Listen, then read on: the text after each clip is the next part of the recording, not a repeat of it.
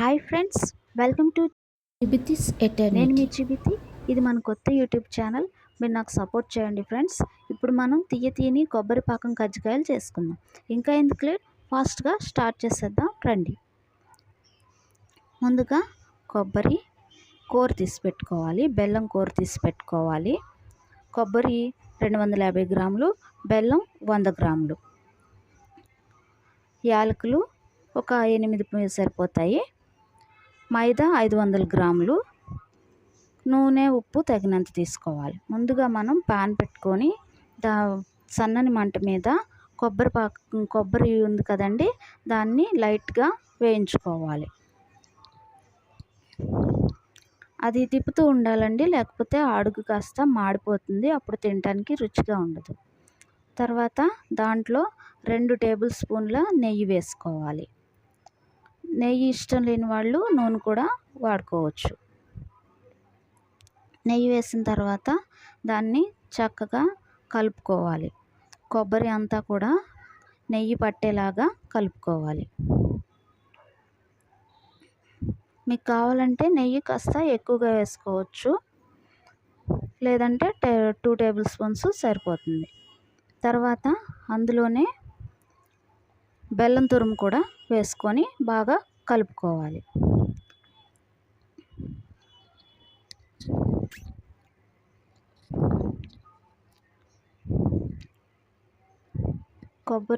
కొబ్బరి బెల్లం రెండు కూడా కలిసిపోయేలాగా చక్కగా కలుపుకోవాలి. మీకు కనుక బెల్లం తొందరగా కలవలేదు అనిపిస్తే మీరు కొంచెం నీళ్ళు కూడా యాడ్ చేసుకోవచ్చు. తర్వాత దాంట్లోకి యాలకుల పొడిని వేసుకోండి. 1 స్పూన్ అయితే సరిపోతుంది. ఇందాక చెప్పాం కదా 8 పలుకులు, అవి వేసుకుంటే సరిపోతుంది. వేసుకున్న తర్వాత దాన్ని బాగా కలపండి. కలిపితే అది ముద్దగా అవుతుంది, అలా ముద్దగా అయితే సరిపోతుంది.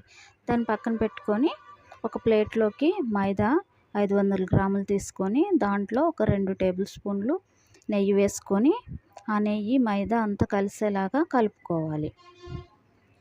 మీకు నెయ్యి ఇష్టం లేకపోతే దాంట్లోకి నూనె కూడా వేసుకోవచ్చు. అలాగే వేసిన తర్వాత చిటికెడు ఉప్పును కూడా వేసుకోండి. ఉప్పు వేస్తే రుచి బాగుంటుంది.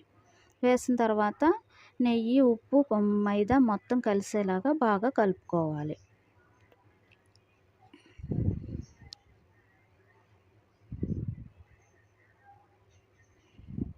తర్వాత దాంట్లోకి కొద్దిగా నీళ్లు కలుపుతూ దాన్ని చపాతీ పిండిలాగా కలుపుకోవాలి. చూస్తున్నారు కదా, కొంచెంగా కలుపుకోవాలి, ఒకసారి పోసేయకూడదండి. కొంచెంగా నీళ్లు కలుపుకుంటూ దాన్ని బాగా చక్కగా కలుపుకోవాలి. కలిపిన తర్వాత దాన్ని ఒక అరగంట సేపు ఒక మెత్తటి గుడ్డని కప్పి, తడిబట్టను కప్పి కొంచెం సేపు వదిలేయాలి. తర్వాత దాన్ని చిన్న ఉండలుగా చేసుకున్న తర్వాత దాన్ని చపాతీలాగా ఒత్తుకోవాలి. అవి మరీ పలుచగా కాకుండా మరీ మందంగా కాకుండా కొంచెం మీడియంగా వాటిని ఒత్తుకోవాలి. తర్వాత దాన్ని కజ్జికాయల బాల మీద పెట్టుకొని ఒత్తిన చపాతీని దాంట్లో ఈ కొబ్బరి పాకాన్ని పెట్టుకోవాలి.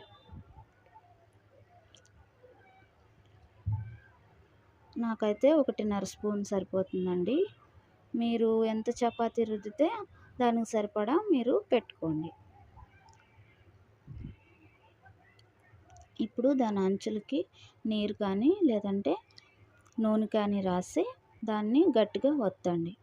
ఇలా గట్టిగా ఒత్తటం వల్ల అది గట్టిగా అతుక్కొని నూనెలో వేసినప్పుడు విడిపోకుండా ఉంటుంది. లేదంటే నూనెలో వేసారంటే కనుక అది విడిపోయి మొత్తం అంతా బయటకు వచ్చేస్తుంది. కాబట్టి కొంచెం గట్టిగా ఒత్తుకోండి.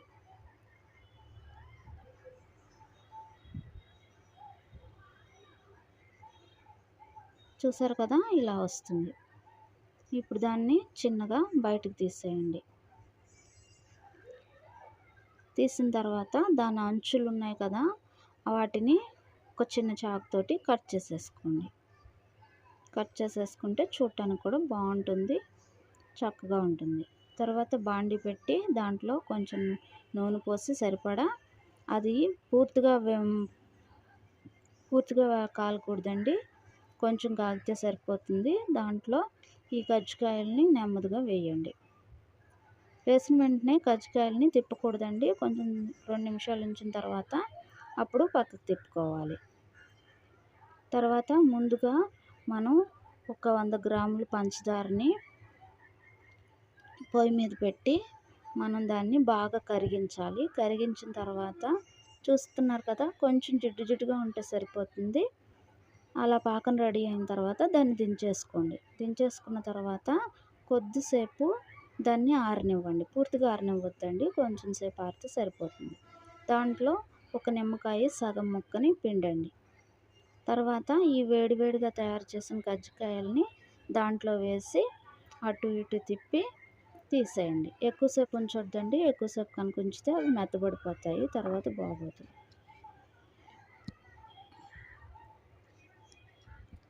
చూస్తున్నారు కదా, ఇలా చేస్తే సరిపోతుంది. చూసారా, నోరూరించే కొబ్బరి పాకం కజ్జికాయలు రెడీ.